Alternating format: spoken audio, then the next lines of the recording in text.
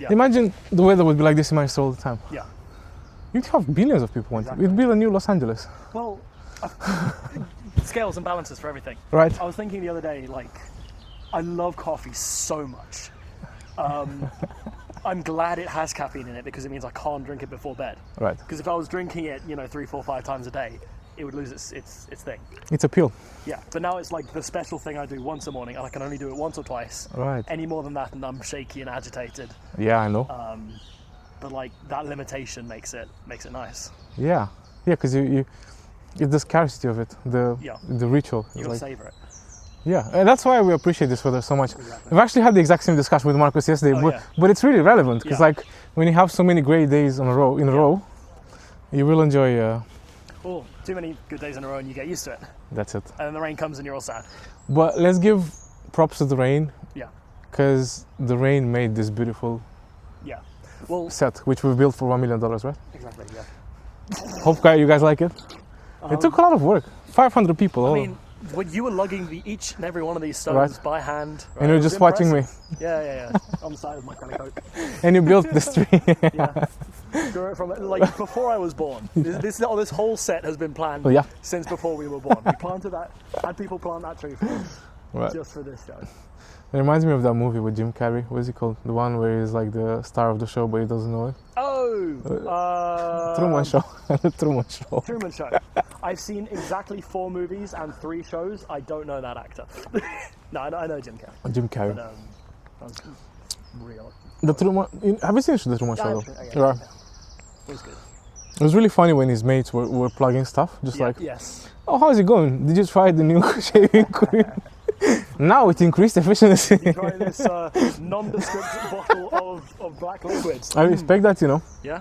We're not even going to mention what kind of Not until you get a sponsorship. Daniel, thank you so much for being here. It's really a joy. My pleasure, mate. It's been a joy to have met you, and we'll hopefully touch on that as well. That's a story. But please, a beautiful story, shall I say. That's a beautiful pigeon as well. It is, yeah. Guys, what a beautiful landscape. Like, no cap. I love nature, man. We were saying that Manchester is great for all the nature spots. I don't think it has enough nature spots.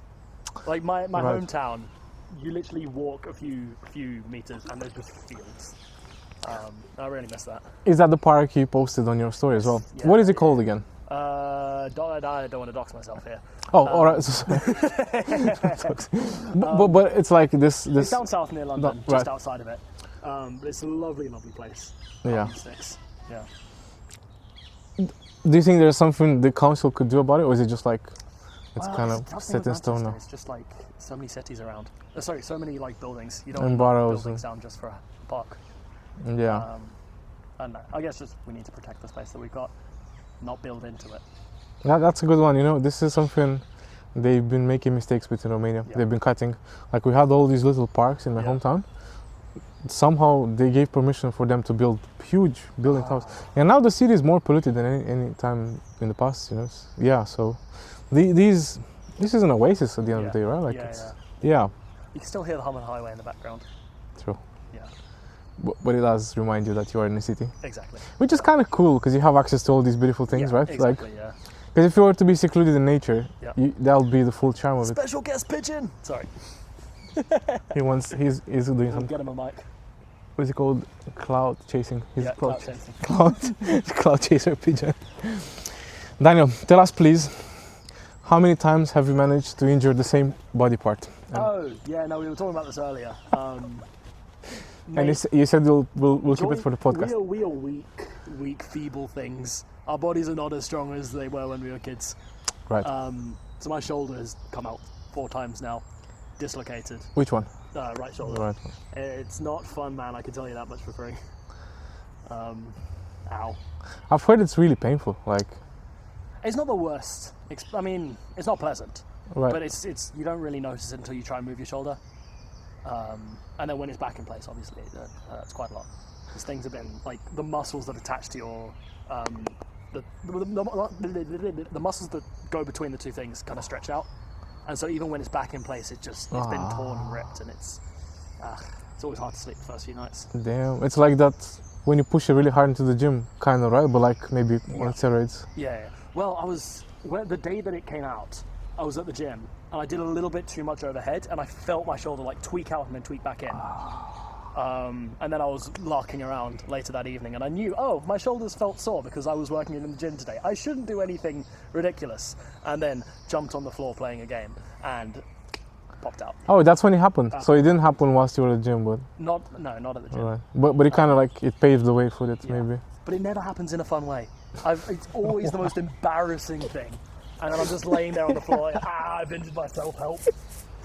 Call 911. But how would be a fun way to dislocate your shoulder? Fighting a shark. Yeah. If only I could injure myself. I know a guy, a South African guy, has like scars from when he was bitten by a shark. Wow.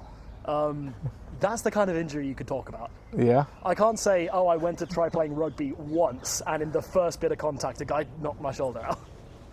Well, he just did it. But no. But yeah, I know what you mean. But I feel like when you're playing rugby, you're just a guy trying to have fun and do some sport, like exercise.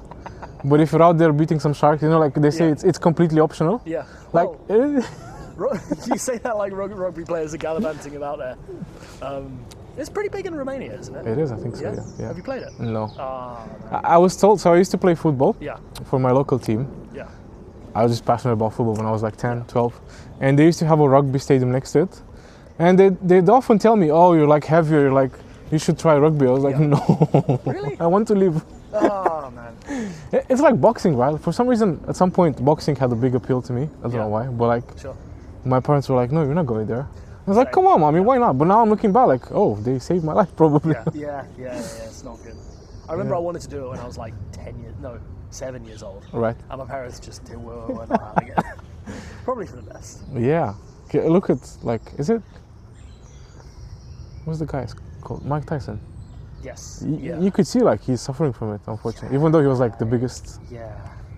He's you see the behind the scenes, I think, of his fight for, I can't remember who it was, but he was just breaking down because he didn't want to do it. It's, wow. Shame, man. The things and then also rugby players, a lot of them have early onset dementia and serious brain damage. They can't get normal functioning jobs. Because of the trauma they suffer, brain trauma. Well, that's crazy. Nick from Grey Lies, he's had 3 concussions from playing rugby. And so he's not allowed to play contact anymore because if he has another one, then that's permanent brain damage. Damn. Grey Lies being the band that I'm in, where we met. We met, yeah. I mean, not really. But it's where we got back in contact. Which was a good time. Yeah. So we met at Aviva Studios. Yes. 2024. Yes. October. Yes. Or November. I want to say November. That was a really cute event. So I was doing the bar. I was serving at the bar. Yeah. How did you get that job? That's a good question. Yeah. So I used to work at a brass project. Yeah. Doing? Bar work. It's simple bar job. And then after one season of the brass project, they promoted me to a team leader kind of stuff.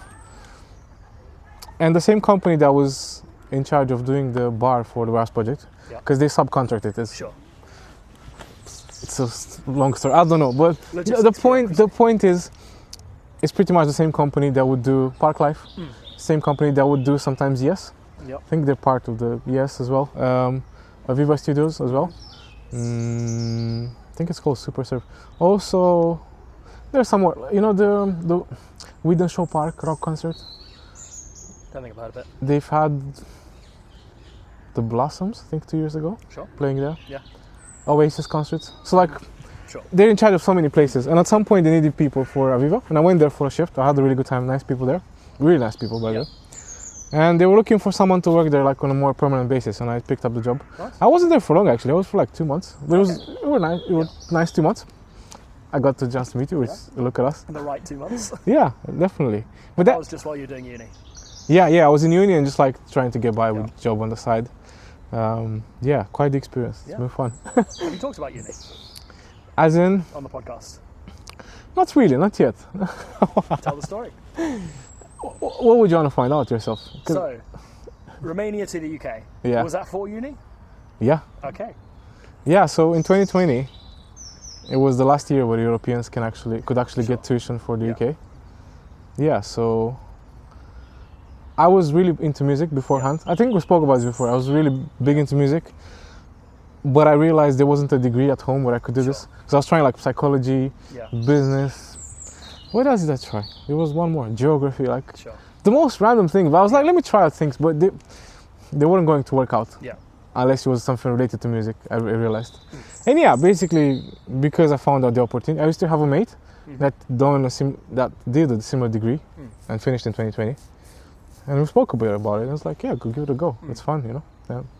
I took the leap of faith. Nice. I also had a mate that invited me over a year prior, in 2019, before the pandemic, in London. Man, that was a good time as well.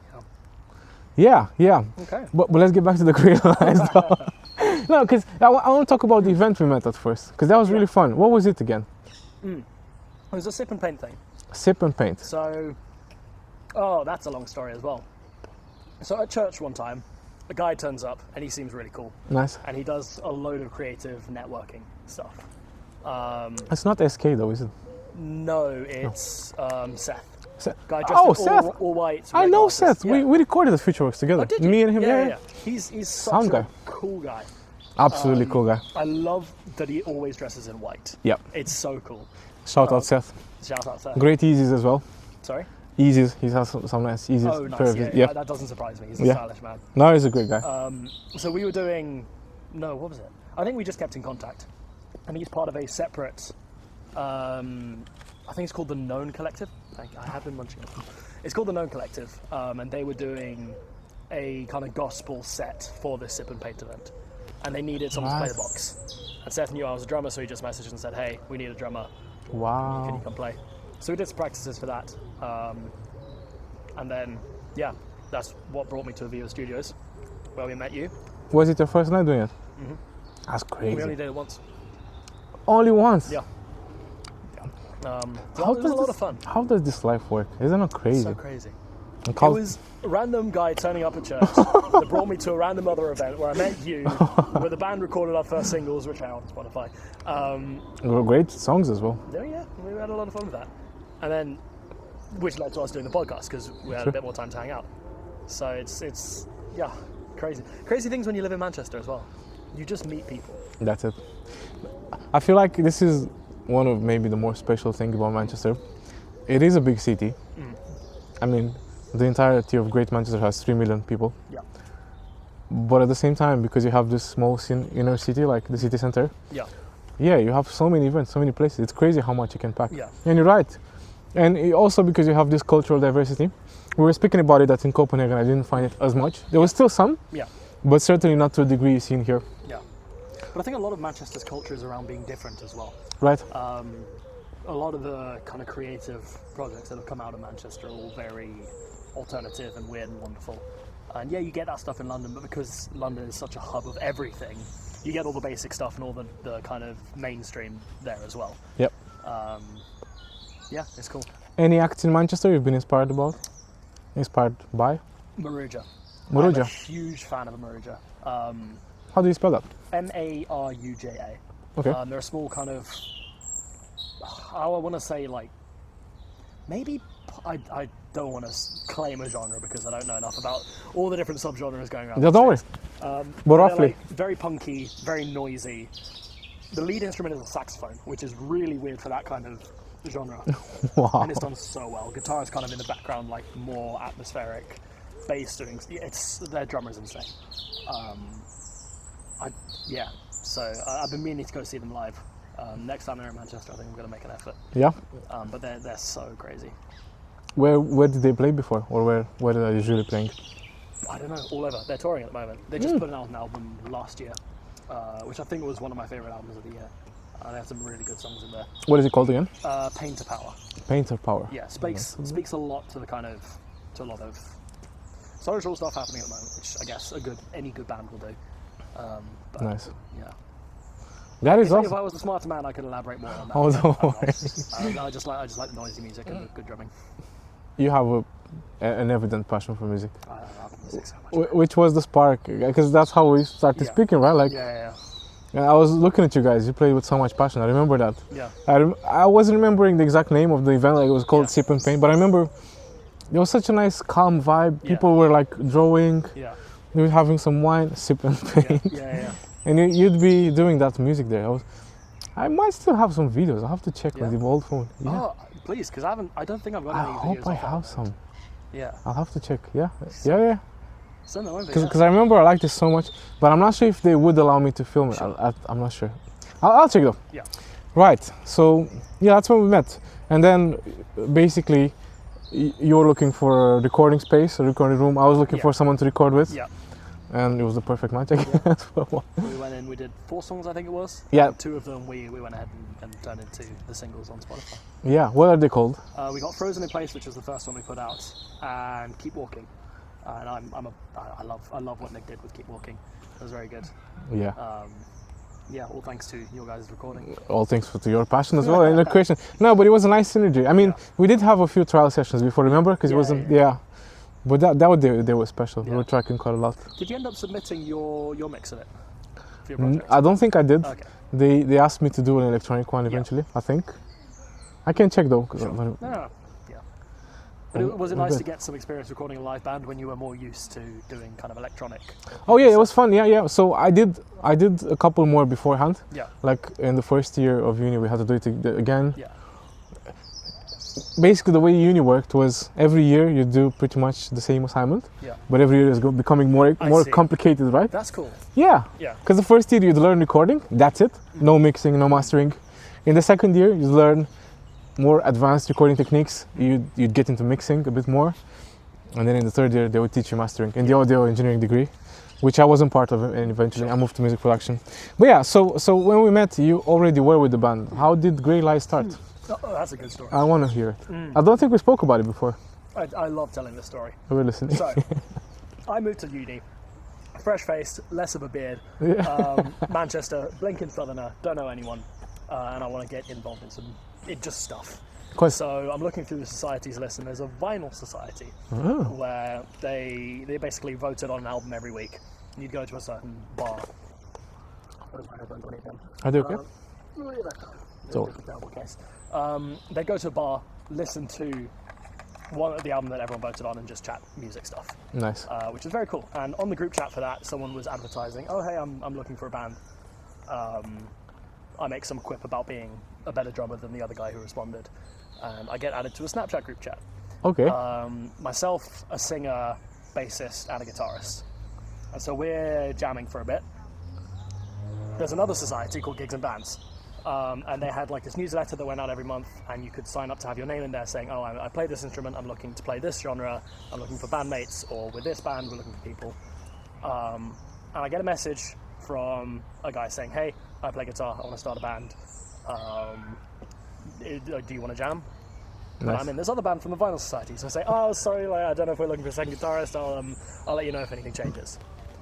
So we play our 3 songs, we practice them, we go to an open mic that Gigs and Bands puts on, and it was all right. Nice. And then the other bandmates start saying, "Hey, we want to get a second guitarist so we can do some more stuff." I'm completely against the idea because the vibe is so good. I don't want to mess it up. What if we find someone who just doesn't mesh with us and it breaks the whole thing apart?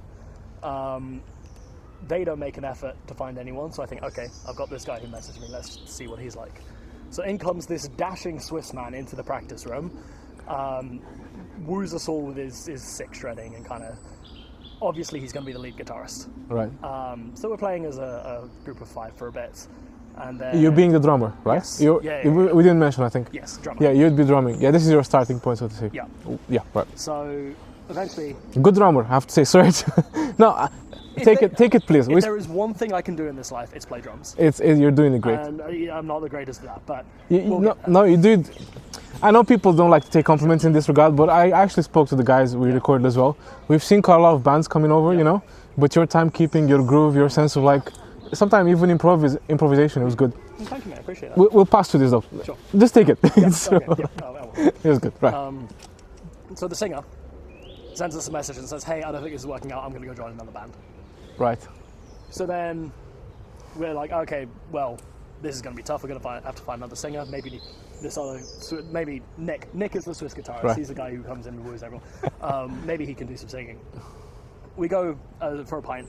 The bassist was never there anyway, so she wasn't there for drinks. Right. And the first original guitarist told us, "Yeah, I'm actually going to go hop over with the singer and join that band as well." All right. So we've got a bassist who doesn't show up. traitorous singer, traitorous guitarist, and Nick.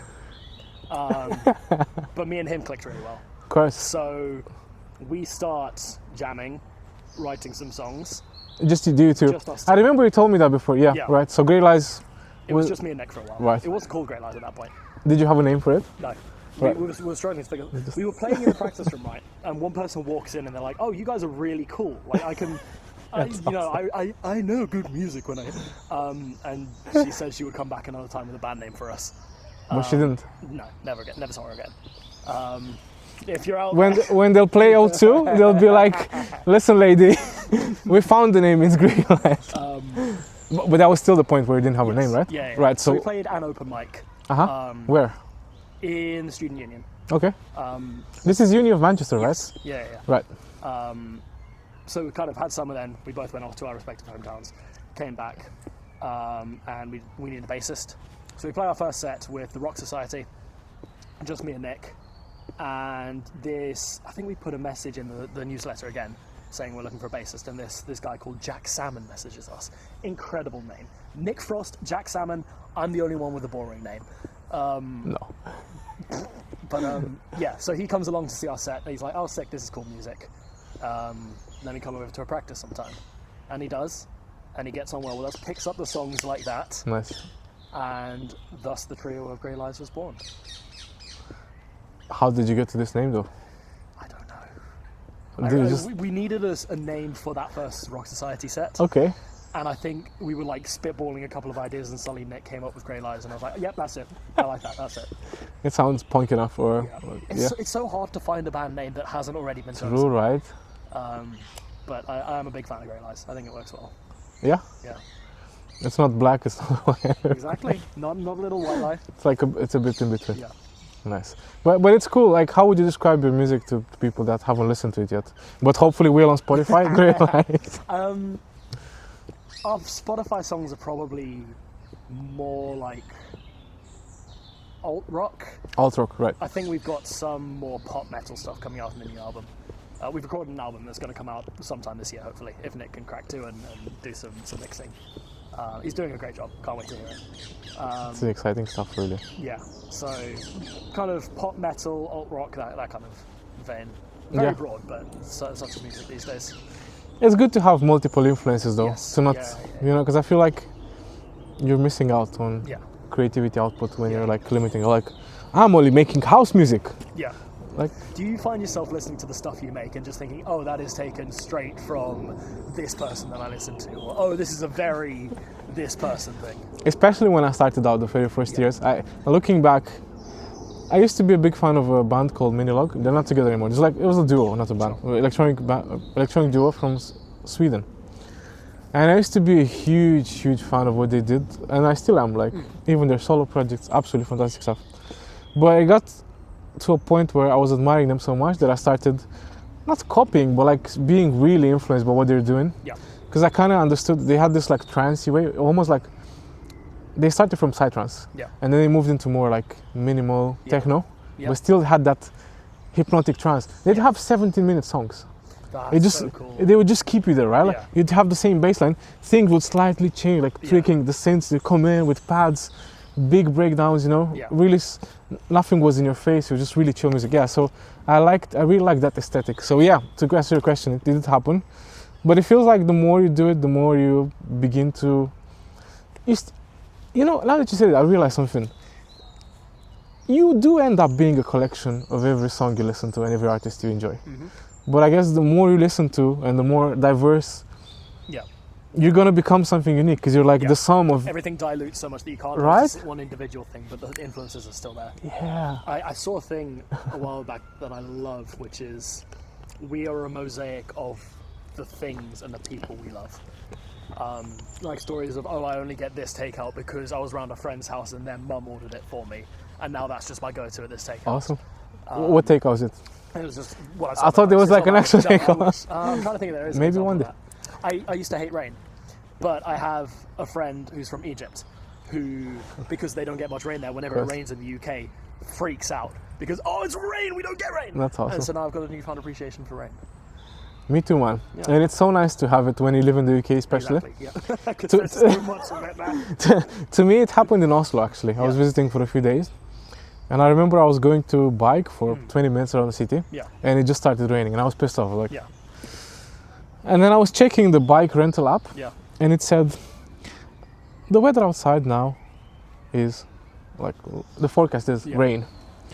But Go figure. And then it said, but don't be sad, because rain makes the plants grow. Ah. And he had the smiley face. Yeah. And it literally melted my heart. Oh, that's sweet. I was like, that's right. Yeah. Without rain, there would be nothing. Yeah. That's what I was saying, like, Yeah. all this greenery, Yeah. in part due to rain as well, That's the true, soil. yeah. Most beautiful place on the planet, the rainforests. Have you been to one before? I wish. One day, One day. in the Amazon. Maybe. We will go together in the Yeah, Amazon yeah. and do some ayahuasca with the shamans. We'll do a podcast there. That'd Up be in the great. trees, That'd be. monkeys. It's a good start though. We have this setting already. Yeah, yeah, I feel like it's a bucket list thing. You need to do it. Yes. Yeah. Because even like the pyramids, Yeah. maybe not the pyramids. At one point, I really wanted to go and visit each of the ancient wonders of the world. Right. Are they not all gone? Or is it?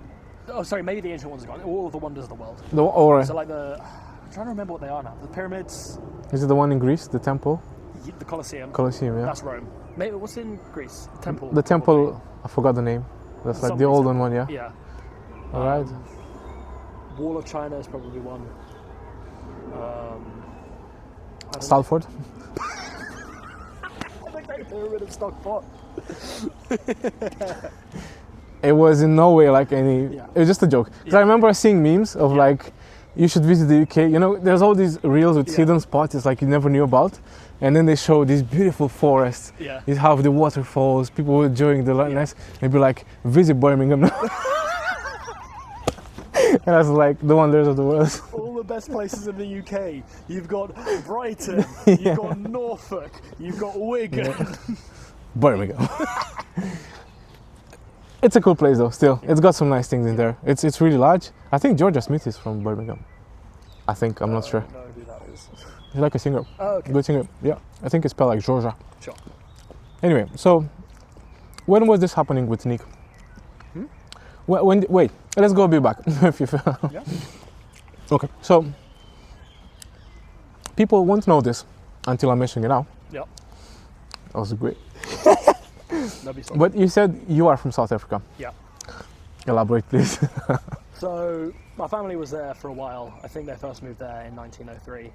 I was born there. 1903. Yeah. Oh, right, so way back when, right? Yeah. I've got a copy of the journal of one of my ancestors on the boat from when they went from Wales to South Africa. And on the day of my birth, exactly 100 years before I was born, there's the coordinates of where they were in the ocean. And so I've got that tattooed over there. I can't lift my shirt up enough, but That's awesome. yeah, it's so sick. So they went from Wales to South Africa. To South Africa. I don't know, live there. That's quite the voyage as well. Yeah. In so 1900s. about 100 years of history I don't want to get into. Yeah. Because South Africa. But then I think when we were quite young, my parents just wanted to get out because the political situation wasn't great. Was this what year roughly? 2005-ish. And so we moved from South Africa to the Netherlands because that's where my dad's work takes him. Right. And then we're in the Netherlands for a couple of years. I start going to school in Holland, learn to speak a bit of Dutch, and then 2.5 years later, moved to England. And Nice. so I lose all my friends. Apparently, when we landed, I was talking to the delivery people in Dutch because I thought they'd come along with us. They hadn't. So I realised I have no use for Dutch. I'm never going to speak it again. You can say waffle, strappel, is it? Stroopwafel. En goedemorgen. En hoe gaat het met jou? What is that? What's it? Goedemorgen. Good morning. Wow. Hoe gaat het met jou? How goes it with you? Wow. That's about the extent of my Dutch. Well, it does, the pronunciation is on point. It takes a while I was to... there for a bit. Nice. Which part was it of Netherlands? Amstelveen. All right. Oh, it's close to Amsterdam, right? I think In the south, yeah. We used to stay there when we went to Dekwanto in the Amsterdamse Box Forest. I think we spoke about this before. Yeah. Anyway, It's your podcast. no, it's our podcast. No, we just went to a festival and it was next to Amsterdam. Oh, nice. That's it. Yeah, I haven't actually been back to Holland. I really want to go back sometime. it's really close. Yeah, it is. It's 40 minutes by flight. you barely get, you know, like how you take off? Yeah. And then You don't stay in the air for long and then you start descending. I'm hopefully getting a motorbike soon, so I might just drive through France to get there. You should. That'd be fun. Yeah.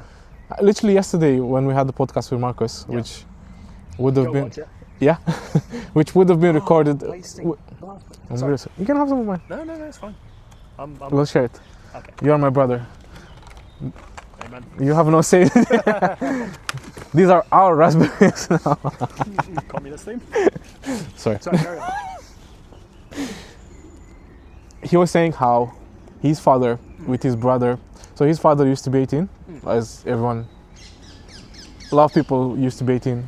You know, most people who make it to their later years at one point were 18. They were 18, and then some would have also had the brother who was 13 at the time. Yeah. Basically, when they were 18 and 13, they'd take a motorbike from Manchester, from Lake District to Venice in Italy. Oh. And they were on a trip for like a week. What a road trip. But imagine being 13 and doing this. Mate. Oh, stuck in a car would not be fun as a 13-year-old. Yeah. My bucket list for me. There's a road that starts at the very top of Norway, goes down through Sweden, into Denmark, I can't remember, through Germany, maybe Switzerland, and then all the way down to the bottom of Sicily. Wow. I really want to drive that road one day. Like with a car? Yeah. Or maybe a motorbike. Well, probably not a motorbike if you're starting up in Norway. Is it like on the top of Norway? Yeah. So like Bergen, maybe that part? It's like where Norway laps over to Sweden. Oh, Tromsø. That must be beautiful, driving through all those fjords. Albeit I've heard it takes like long to do them because the roads are like this, around the mountains and the fjords, whatever. I think you need to do 3 weeks if you want to do it properly. Yeah, just Norway. No, the whole. Which probably a week will be Norway. Yeah. Well, you don't spend any time in Norway. It's literally so you got Norway overlapping Sweden like that. So it's literally just that little bit, and then straight into Sweden. Oh, so you go through Sweden? Yeah. All right, I thought you go the other way around. No. Like, because I've heard circling Norway is a beautiful thing to do, but you're limited to like 35 to 40 kilometers an hour when you're driving. Okay. Imagine that. Yeah. Oof. No, but it sounds nice. Yeah. Imagine the change of scenery as well. Yeah. Going from snow to beautiful sunny mountains. If you would do it in the summer solstice. Yeah. Oh. You'd get that day which doesn't stop, it doesn't end. Oh. Damn. That'd be so bucket nice. list. Yeah. I hope it's gonna happen. One day. You know, I feel like with life, surely, with God's will, but we need to settle on things first to have the vision, which this is one of the visions, right? To do that, and that's how we can make it happen. So it's good, and hopefully, you remember me when we actually end up doing it? Yeah. Send us a picture. Yeah, we'll share it on the podcast. Yeah. So you came in the UK. How old were you when you came? 5 years. Right, 5 years old. In the south, you said, right? Sorry? Yeah, in the south. Right. So I am functionally English as far as everything is concerned. I was raised by South African parents, a lot of South Africans around me. Right. But how do you feel yourself? This is an interesting one. Right? I feel English among the South Africans, and I feel South African among the English. Kind of like in between. Yeah. Which is cool because you're different in every circle, but you also don't feel like you belong in every circle. I think I really struggle with in a lot of English friend groups because they make a lot of references to cultural things that I don't understand. I have been here 15 years and I still don't understand sarcasm. I'm getting there, but sometimes people will say something and I take it literally, and then I need to realize, wait, no, people don't say what they mean here. I do get this very often as well. Yeah, but it's a case of you getting used to it with time, I feel. Yeah. Still failing for it many times. But it's a really good humor as well, I have to say. I love the dry, witty British. Yeah. It's so good. Yeah, it's really subtle sometimes. Yeah. What's your favourite thing about England? I was gonna say the rain, just to ruffle your feathers. Bro, there's many things really. I can't really resume it to one. The fact that it's such a beautiful melting pot of cultures. The big cities especially, I realize that in the countryside you might have more homogeneous communities, which is expected. It's the same in Romania as well. Oh, that's a dog. Hopefully it's not gonna bite. Hello. How's he going? Can we pet him? No.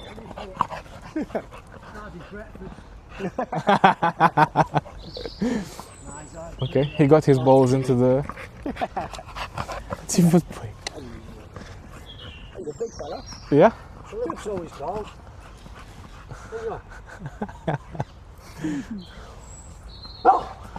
What's his name? Calypso. Calypso. That's a beautiful name. Calypso. How's it going, Calypso? He loves it here. He loves it here. Yeah. Yeah?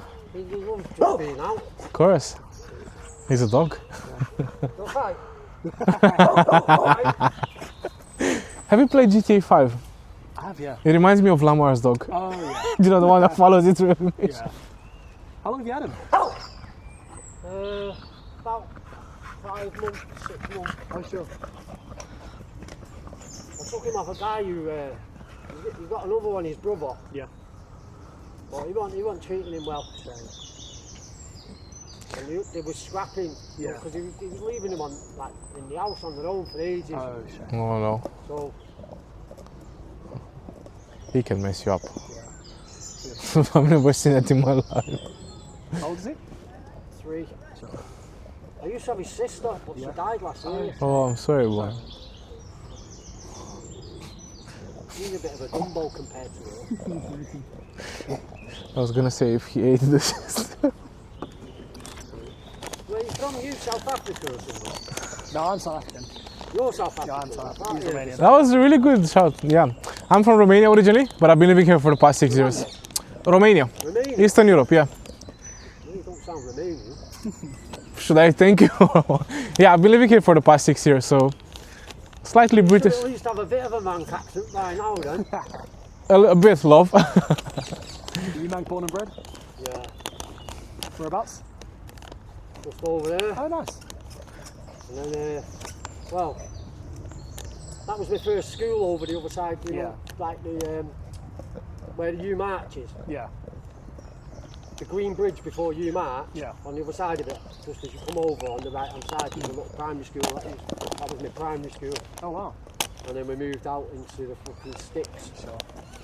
Have a piece of chocolate with us, please. Dark chocolate, Yeah, go please. Must have seen a lot of change in the last years then. Please, Danny. on. I was You in sure? jail for 18 and a half years, so it all changed while I was away. Oh, sure. Where were you? All over the place. He's got strong teeth. Hungry lad. You should get him to do some work, like woodworking. That's frustration because he hasn't got a ball. Uh-huh. But if you leave him on his own, turn your back on him for a Yeah. minute, he fucking shreds him. It cost me a fortune, he does. Is he going at the furniture too? Has it? Going at the furniture too? No, he's not like that. Not yet. He's put in the house. I'm terrified. Oh, what's that about? Say 85% or something? 74. Close. Yeah, that's strong, that. It's quite, yeah. Apparently it's really good for us, so. Yeah, it's good. Yeah. Antioxidants. Well, and the that. shit they put in it to make it milk chocolate that's bad for you. It's literally 50% sugar. Yeah. Yeah, you're basically eating sugar. Hydrogenated fat as well. Yeah. Terrible. Nice though. Pleasure. You've seen that like stuff that's advertised as cream, but it's really just oils and fats in that. What's that? That blue tub of cream that you get in the shops. I think it's like a little. It's not Lurpak, is it? No.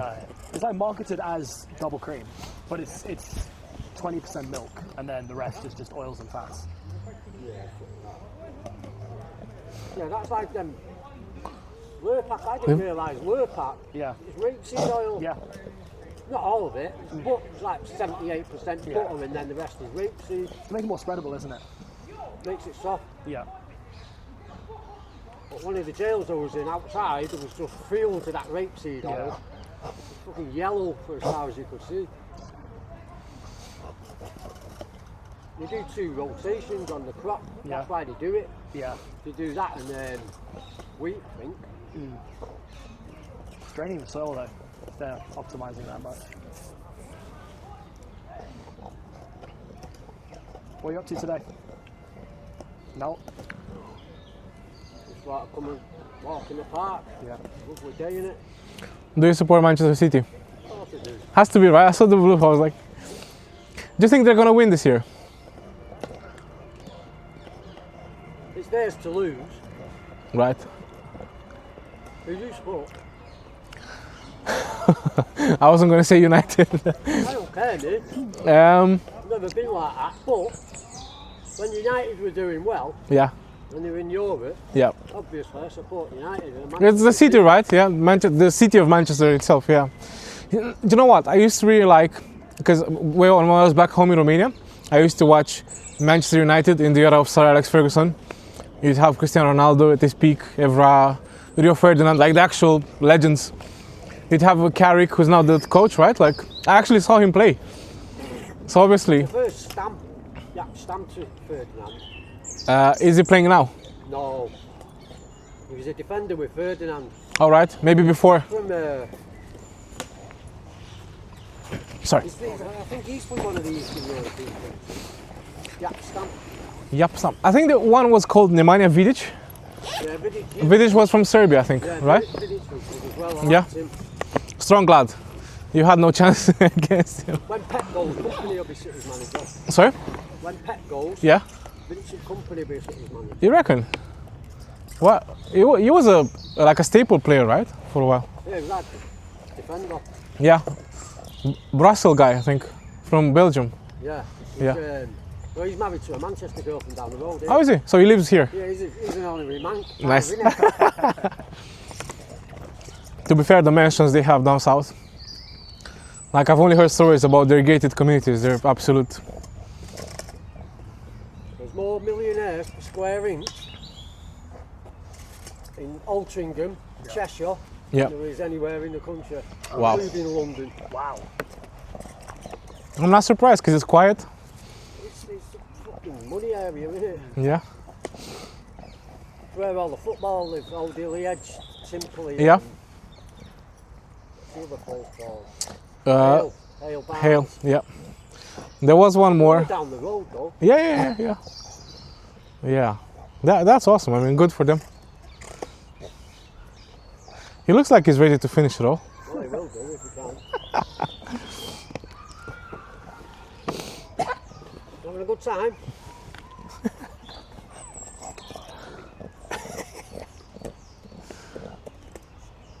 Yeah, I got offered 4,800 quid for him about 2 months ago. No way. Wow. Kid started, I'll give you £1,000. I went, no. He ended up going up to 4,800 quid and I was like, no. And he went, you're really not going to sell him now? I went, no, I'm not fuck, man, he's my dog. Where's a kid getting 4,800 quid from? Oh, he's got a fucking inheritance. He's not a kid, he's Oh, sure. just what? Yeah. He's a kid. Calypso. How did you end up on this name? He's already bought. Oh, right. So, yeah. The guy named him, what the fuck, dude? Calypso, something ridiculous. Why you even call your dog that many names? It's fucking Calypso the stupid. third. That's awesome. I hardly even call him his name. Yeah. Yeah, that's it. Oh, Take a break. Oh my days. Why do you think he's doing that though? Is it his teeth that are hurting? Because they're hurting. yeah, you want to see my duvet? Uh-huh. My fucking bedroom roof caved in upstairs. I had a fucking leak. Yeah. Bombed my bedroom. So I've been kipping on the couch with a duvet. And this little fucker gnawing all the duvet. Oh my days. Yeah. Got loads of little holes all over. I didn't even notice it until I put it in the washer. I pulled it out like drying it. I'm like, big fuck, hey, you little cunt, what the fuck? Are you not scared of him? Scared of him? Yeah. No. Look at him, he's precious. Would never let a fly. He's soft, he's softer than a marshmallow. Isn't He is, right? It's just like the I've only ever seen him rear up at dogs twice. One was his uncle and one's his brother. But it's because his brother was always attacking him. Ah. He reared up at him when he seen him. yeah. And the other one tried to nick his ball. Nip at his back, like, Oh, right. you know, as he was trotting off with it. Yeah. And you know when someone kind of goes, hang on a minute. That's why he turned round, spat his ball out like that. And I went, oh, you fucking leave it alone.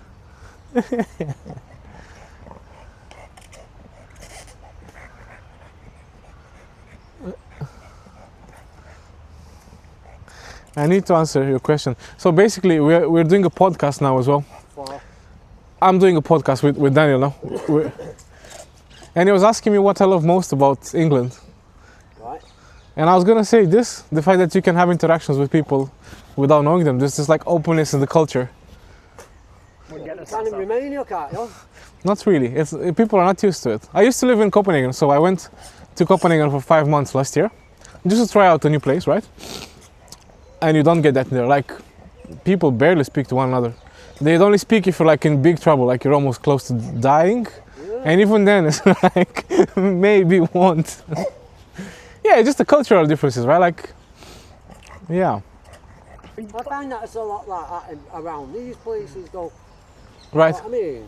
Like France, maybe Spain, no? Italy? A lot of the foreign people, Yeah. not so much white foreign people, but like coloured foreign people. Right. Fucking, you know what I mean? Mm. And especially with him, they're fucking terrified of him. Yeah. Some I don't people... know how many times a day I go, you're alright, it won't bother you. Right, right. Now, to be fair, I'm a bit scared myself. I see he's a good guy, but he's just, you know, if you had an experience when you were younger, like You being don't know bit, him, exactly, yeah. it's intimidating, doesn't Yeah, it? yeah, yeah. Yeah, but as you said, he's soft as a marshmallow. Yeah, he is a big softie, yeah. He's a family dog. He's just got strong teeth and an instinct to kill. Nah, because the amount of dogs Yeah, rear up and like snarling at him, yeah, don't even bother, don't pay him no attention. right. How Yeah, many dogs? Well, I've got him. Have you had many before him? I had his sister. Yeah. She died last year of heat Yeah. stroke. oh my. And my last year it was fucking red hot. And I've come out one morning for her to have a shit. And the heat's just hit me, and I was going to take her with me. I was going out somewhere, and I always take them with me anyway. But because this was a bit of a distance, and the heat, and I thought, nah, I can't, because you know it's going to. So anyway, I put her in the house, and my mate's staying. I've gone out. He's come back, brought her out, and took her with him. Oh, By the time she got back, she was fucked. So I didn't end up having an heart attack. Oh my One days. after. That must have been heartbreaking. Fucking wounded. What was her name? Bonnie. Bonnie, okay. It's better then. Calypso, Bonnie, I think. They're different. Yeah. Bonnie was a lot smarter. Right.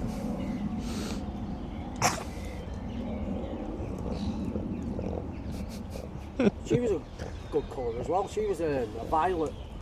all right. Violet. Yeah. Right. He's a golden merle. I like his colour. Have you seen his eyes? Yeah. Got gold eyes. Yeah. Beautiful. Cute. What breed is he? Pocket bully. Pocket bully.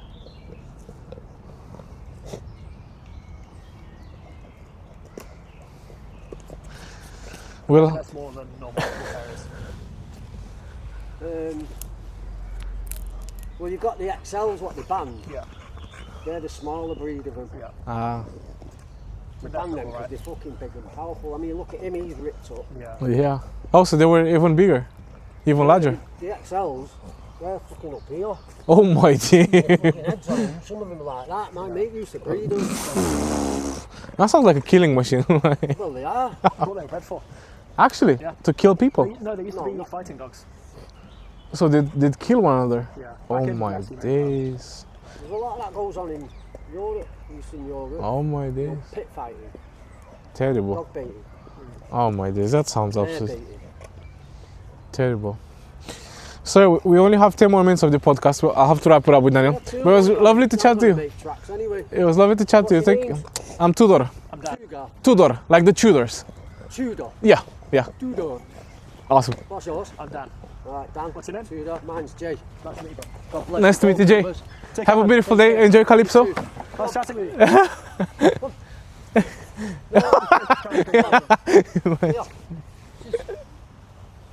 Aha. Yeah, that's it.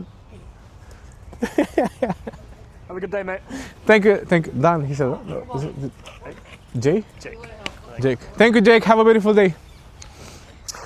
That was a lovely interaction. Oh, so nice. And I loved it that it happened exactly Yeah. when you asked me what do you love about this place. above everything else, this is it. Like, because the same way we started talking. Yeah. I Exactly. was at the bar. You came. I think you wanted a drink, right? Yeah. And I was like, "Oh, you guys play." And I said, I think you were talking to Seth at the time. I just chimed in. Seth and SK, I think, Yeah. firstly. Yeah, yeah. Probably, yeah. Yeah, but still, the fact that you can have all these interactions, and maybe same for you, the band, right? Because you literally, Exactly, you went to yeah. the society, you put these announcements, people reached out, you know? Manchester and the north. Yeah. You get these kinds of interactions. Okay, But down south, Interesting. it's a lot more. Right. I don't want to talk to you. okay. I mean, I meant to experience, but I believe you. You've lived there, so you know better, yeah. Cool. Let's touch on Yeah. Well, the spiritual side of life. Okay, yeah. Tell us about the way you see it yourself. The way I what? The way you see spirituality in this life. So, I'm a Christian. Right. And I have been since I was born. I grew up going to church. Yeah. Nobody asked, but for a long time, like I'm a very obsessive person, and so I always had the one thing. It was music stuff, then it was YouTube and streaming stuff for a while, Yeah. and then it was academia, and I kind of always pinned my self-worth to doing really well in those things. And they always kind of fell apart, as you know, a lot of things in life do. You don't have control over everything. I think coming to university, suddenly I was able to like make that choice about, you know, am I going to practice my faith on my own without my parents' oversight, or am I going to go, and, you know, Full blown, experience life, Yeah. as a lot of people say. lightly. Yeah. So I stuck with it, and I'm very glad I did, because I think in a time where my self-worth was very shaken and I didn't know who I was and kind of what was bringing me value, there's, you know, the truth in the Bible that we're all made by God individually. We're all seen and known and loved so specifically. I think also being in a university place, there's a lot of thinking and debates and talks, and so I got a lot into the kind of apologetic side and the more factual arguments for things. Right. So I'm pretty convinced by Christianity, and then on the spiritual side, like, I think that just, it fills that hole that other things can't fill. Yeah, that's my preach. Yeah, I don't know. I like my faith. I respect you a lot for this, and I feel it translates in how you are as a person. You have this warmth to yourself. I'm not sure if you're aware of it, but it's true. Like, you can feel it, even in the music you make, in the way like you carry yourself in the world. It does feel like you're. Oh, that's a beautiful bird, just there, What? just there. Oh yeah, Robin. Is it Robin? Yeah. Oh my days, so cute. Sorry, No? I got distracted like an ADHD monkey. Bird, look. So, the equation AMC bird. No, but really, I felt, you know, because obviously we spoke a bit about this, because you told me that you used to play in the church as well. Yeah. How did that come about? Oh, it was just my dad played in the worship band, and then when I started playing drums, I asked if I could do it as well. And I just started Back playing. home. Yeah. All right, so it wasn't the thing you started in here. No. Right. I think that was the thing that kept me playing drums for a long time. Really? Wow. And it also kept me going to church, so it was kind of a nice like duo thing. Yeah. But yeah, I don't know. That warmth you were talking about, I like to think that's like Jesus coming through. Like, Yeah. God has done something for me, and so that makes a change in me, and I want to show other people that love as well. I know. Do you have a particular spiritual ideology or outlook on things? Love for life. Yeah, and that shines through, man. Your optimism and positivity is just so infectious. It's a joy to be around you. Do you think it's infectious? Oh, absolutely. Yeah. I I'm really can't happy. be sad when I'm hanging out with you. I'm so grateful for that. It's not even happiness; it's gratitude. That's the difference, you know. I'm happy that is the case. Thank you. I feel it's, you know, the way I see it, and I think we spoke about this before. I was brought up in Orthodox Christian back in Romania. We weren't super practicing, like very deep into practicing it, but you have all these cultural things, like when it's Easter, you would grab lights from the church. I'm not sure, do you know the tradition? No. Basically, there is this holy light that is brought from Jerusalem every year during Easter. And at 12 a.m. you have this procession. Is it procession? Is it what it's I called? think so, yeah. Yeah, so it's like for a few hours before midnight, Yeah. and then bang on at midnight, Yeah. the priest comes out with the holy light and Yeah. he gives it to everyone, and everyone has a candle, Yeah. and they just lit the candle and they give light for everyone. Which is, if you think about it, how beautiful of a tradition that is. It's like you have some light and you give it to others as well, Yeah. but you still keep your light. You don't Yeah. lose it. Yeah, You just transfer It it. sparks something in other people. Yeah, and I feel like this is where maybe we can both come to terms that we're lovers of life and that we enjoy sharing our light with others in the sense that, you know, it's like a compounding thing, I feel. And it's the same with music, right? Like when you go to a concert, it's all the love of everyone's love for music. You have the performance. There is something that happens there. Same with the church, right? Yeah. Well, there's something, I don't know. This is my bias, but there's something special about the church. Like, It is. it does feel like more than just a community. Yeah. And it's more than just like, filling something within you. Like, I mean, you talk about light. Jesus says he is the light, the way, the truth, and the light. I don't know. I can get into a whole religious spiel here. I don't know if That's you want to fine. do a No, it's podcast, fine. No, but, sure. Because I'm not sure it is your case. Maybe it is. Sure. But many people, they might experience hardship. Yeah. Because, you know, I feel like if you live in this world and you don't believe there's any meaning to everything, Yeah. you know, when you get to that nihilistic point of view, Yeah. even atheism in itself, I don't condone it myself. Sure. Everyone has the right which is the way it should be, right? Yeah. Like everyone should believe in whatever they want to believe in. But it still feels like we're kind of like woven by this thread, like inner spiritual thread. Yeah. Even life There's existing. something out there. Yeah. I'm an engineer, right, by trade. Very mathematical. Logical, mathematical. There has to be a meaning for everything, and yet there is Yeah. something that we don't understand. You can't rationalize emotion. Right. You can't describe love in an equation or a formula. You can't distill it into a chemical, and yet it's real. You feel it. Yes. You feel it now, like Yeah, when exactly. we were talking about Like, it. And yeah, It's beautiful. There is something else, more than just like a higher power, nondescript. It's like, I don't know. I'm trying to. What do I say here? Like, emotions are a thing. Right. Coincidences. You get coincidences. You also get coincidences. I'm sure a lot of skeptics would say, you know, that's just reaching, and maybe one day science will be able to distill emotion. But genuinely, I believe there is a spiritual realm, spiritual happenings. I believe there is a God who is sovereign over all, who loves each and every one of us so intimately and personally. And that thing that everyone's looking for to bring meaning and happiness to life is in a love for the thing that made you. I don't know. That's what the conclusion I've come to in all my 22 years of wisdom. It is a big wisdom, even if you're only 22. We'll try. Thank you so much for sharing it with us. It's what I loved about the church. You've invited me to come see a church service, and I did come. Church of Manchester, right? Is that Right, yeah. Church of Christ? Christchurch, Manchester. Christchurch, Manchester. So people, if they want to check it out, is it on Instagram? You can find it? Yeah, all over social media. It's it's not like a project or a thing, really. No. It's like, if you're interested in faith and checking that stuff out, then come talk to someone. Yeah. There's a lot of very wise people there. Or just to be there for one session, see how they feel about it. If they feel like it, you know, it can't What be did you forced. think of it after going? I loved it. I loved it, and I'll tell you why. You asked me about my faith. So I was brought up in this very Orthodox way of thinking, so to say. We're very fixed in our traditions, you know. Yeah. The churches need to be in a certain way. It's very...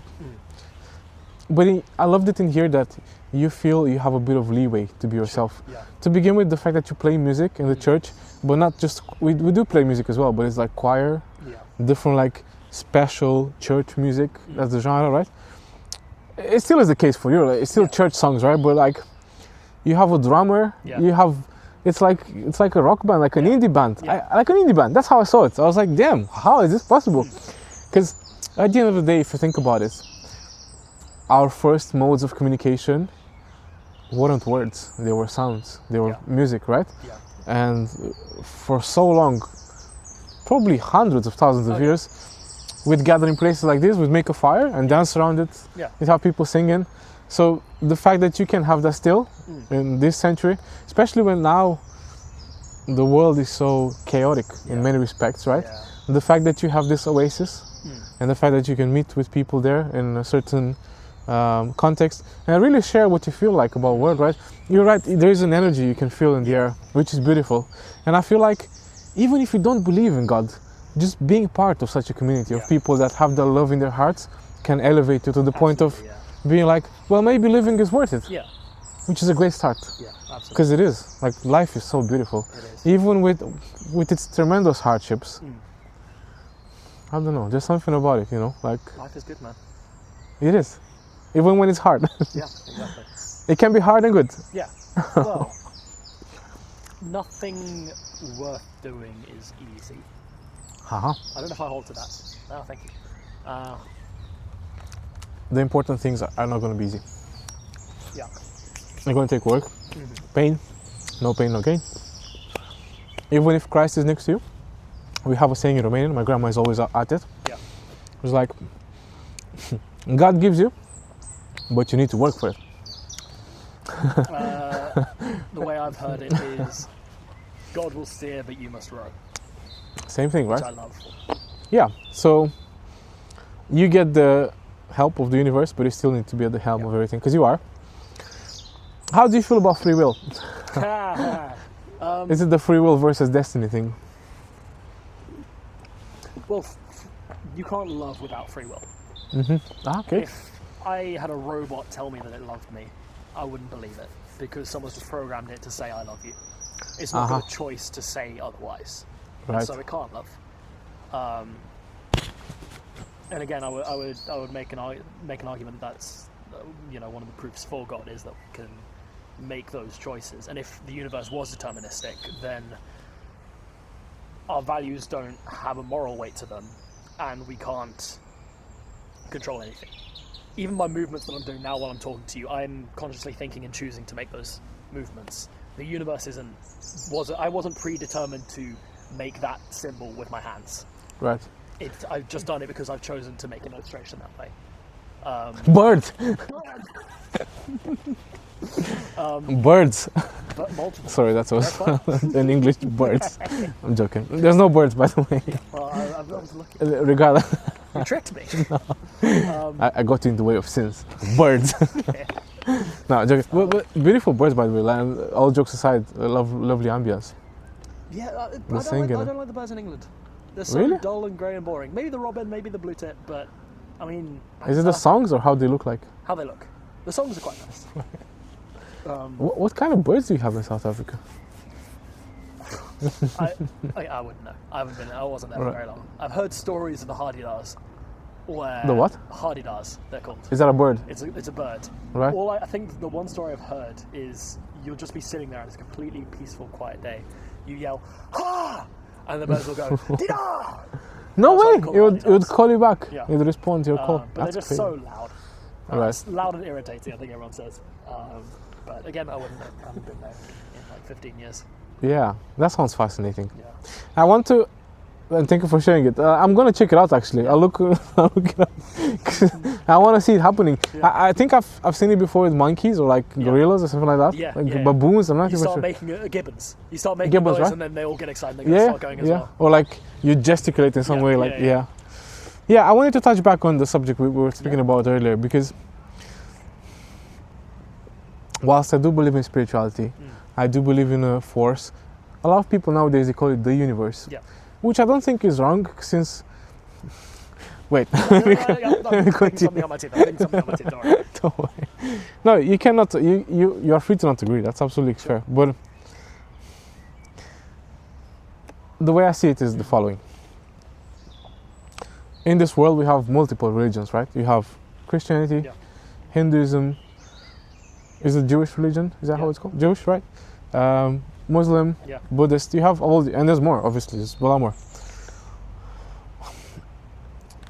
me as an Orthodox Christian, who's probably is like maybe 100 million followers, or the Orthodox Christianity in itself.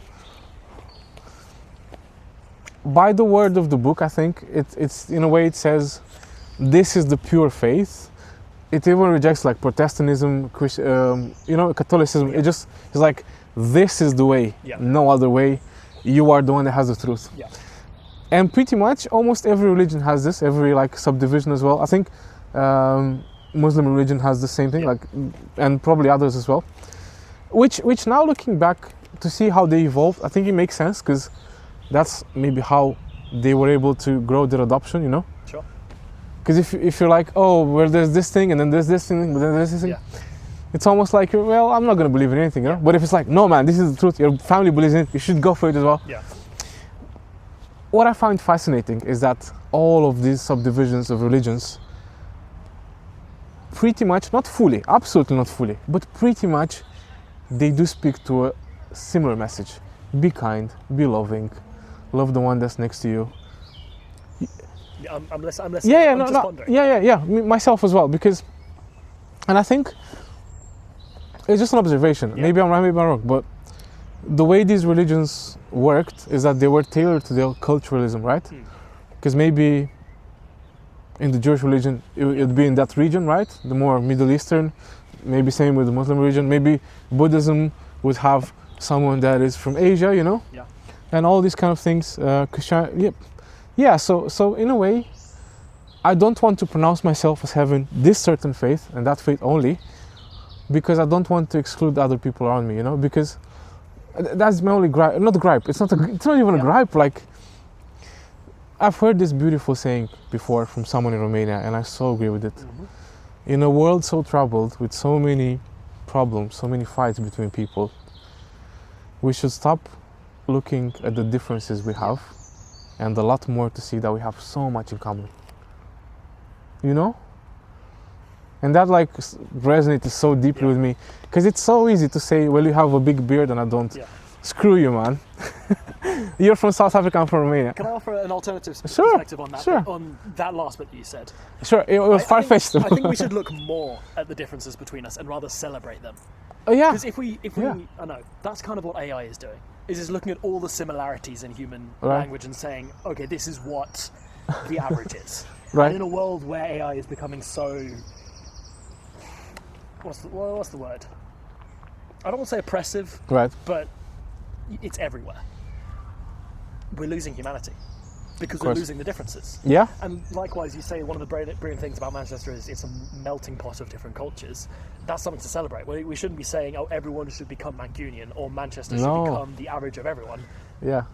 Let's not ignore the differences and just look at everything that makes us the same and focus on that. Let's look at what makes us different. Yeah. Because that's what humanity is it's us expressing culture and voice. Like, our voices are very different. I think that's something to be celebrated, because if we sounded the same, we'd be ChatGPT. and people who are listening to the podcast wouldn't distinguish the conversation. Yeah, and it wouldn't, if we'd agree fully and we'd have the same voice, it'd make no sense to make the podcast to begin with. That's the beautiful thing about Blu Dot, is, and the podcast in itself, like, you have this energy exchange, you ping pong ideas, you know, you see. On the messages, talking about that, I would argue that Christianity has a unique message. That all religions will say you need to be a good person. I think all religions will say you need to be a good person to achieve reincarnation or get to heaven or be accepted or whatever. Whereas Christianity, to my knowledge, is the only religion in the world that accepts there is a standard, we should be good people. We can't hit that standard. And so Jesus died for us so that we are redeemed in all of our imperfections. It accepts us for who we are while calling us to a higher standard. And it kind of, what's the word? Like, props us up with the character of Jesus, with the Holy Spirit, to make those character changes and become more and more and more. We call it sanctification, becoming more and more like God. Yeah. And so, I hear what you're saying. There is an underlying message in all cultures. Be a good person. Be good to society. Yeah. God knows that we should be good people, but we can't be good people because we live in a fallen world. And it's not... something we'll ever be able to reach unless we have Jesus there guiding us and changing us from inside. Or this Holy Spirit to begin with, like Yeah. this holy force behind. Yeah. Other religions say, change so that you can become like God. Right. God says, sorry, what's it? No. Other religions will say, change so that you can get to God. Whereas Christianity says, God comes to us so that we can change. Oh, that's beautiful. Yeah. Yeah, but you see, that's the nice thing, because this works for you. Maybe it works for me as well to look at it like that. Yeah. That's the way I've... And it's lovely, you know, really. And I'm thankful for it. I'm grateful, really. I do hope that we'll get to a better point with peace in between people. That's my only thing, really. Absolutely, yeah. Because, you know, when you have fights between people just because they have a different religion or they have a different color of the skin, that's absolutely heartbreaking. Yeah, that's my only thing, really. Absolutely. Yeah, and I don't want to promote it in any way, you know. Yeah, definitely. And that's why I was saying that it's important to see what we have similar. Yeah. Whilst you made a fantastic point, we should cherish our difference. Because at the end of the day, we are different. As I said, we speak differently, we look differently, so we have different customs, right? Yeah. Like in Romania, we did panettone type of cake during the Christmas. In here, maybe you wouldn't. You'd have the sticky toffee pudding. I'm just giving an example, right? These are things that make up our culture, our upbringings. Sure, it's interesting when you have multiple backgrounds, because then you, like yours, right? Like South African English, maybe a bit of Dutch as well, slightly. You knew the language, you know. You're like this mix of everything. Maybe a bit of Wales, right down in the blood there. Yeah, fascinating. Probably more in the gut. Fascinating story though, to come by boat from Wales to South Africa, only for and back for 100 years via Netherlands. Yeah. Daniel, it's been really nice to chat to you today. Thank you so much for sharing your magic. Thank you so much for having me. Be more than happy to come on here again. Yeah, we should do it. Yeah. But it has to be face to face. That's the only thing. Yeah. I've had some... If I get a bike, cycled out or... Imagine it cycle up to Romania. That would be amazing. Motorbike go over to Romania. Yeah. I mean, the invite is over. You know this, like, as long as I'm there. And even when I'm not, like, the room is still there. You can stay at us anytime, really. Like, It'd be my pleasure to come. It's not really in the middle of the city, so you can get a bit of peace. That's good. But you're quite close to the city enough so that you can go explore it if you want to. I really hope your year is going to be as nice as you want it to be. Thank you. I know you have different plans, like with the album to begin with. Grey Lies, please check it out. I'm not even joking. it's no, but seriously, like, there's no reason to sugarcoat it. You guys are really passionate about what you do. You make nice music. It's authentic. That's what I felt when I listened to you. And you do have a band chemistry as well. Oh, thank you. You do. Really appreciate that. Thank you for like sharing your magic and putting in the hours. Because to get here, you've had to play for quite a bit, right? And you still will, because you love this. Yeah, I love it. Don't we all? Of course. The music is so cool. It is. And hopefully, it'll be recorded now. Yeah. We'll start working on the project we've been doing. Yes. And I'll actually, the minute I'm closing this recording, I'll put it in my calendar. Yeah. Within the next week, you're getting at least 20 demos from me. Let's do something. 20, okay, let's do it. No, but... Send me 20, I'll pick 10, put some stuff No, over pick it. one. The thing is, for the past 5 months, I've forced my quote unquote, I didn't force, 'cause I like it. Yeah. But like, I told you about the Ableton Move, the small device I have. Yeah. So I'm doing one jam every day. Yeah. Sometimes it's 3 minutes, sometimes it's 5. Very often it's under 10 minutes anyway. So it's like a short. Yeah. So they're not songs per se, but it's like you have 3 or 4 instruments. Just like these little ideas you can play around with. I love that. So there's 200 I have now. Wow. So they're not all great, obviously. Sure. But some do like. But that's how you find the greatness. Is you see what sticks out in the sea of. Yeah, and it's all about having fun as well. That's something like, because it's such different stuff to everything I've been doing before. It's also because it's a different workflow, you know, because I'm working, like, it's very tactile. Before I was in Ableton, you know, like clicking stuff. Yeah. Whereas now I'm literally like, boom, pop, boom, pop. And then I'm just playing it back, and then it's recorded. I can quantize it, and then like, wow, where it's like, boom, pop, boom, pop. It's absolutely phenomenal. You got to send me that. I want to mess around with it. Yeah, definitely. Let me give you a... Oh, pleasure, mate. Thank you so much for having me. Thank you so much for coming over.